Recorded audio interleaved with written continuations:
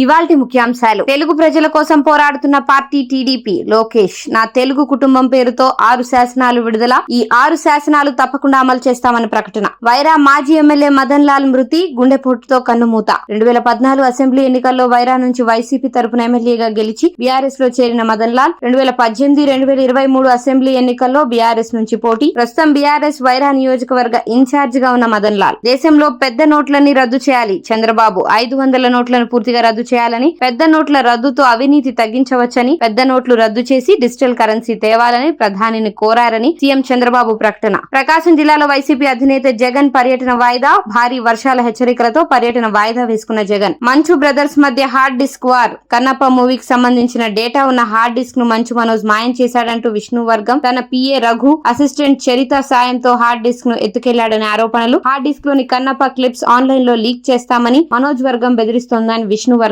ఆరోపణ.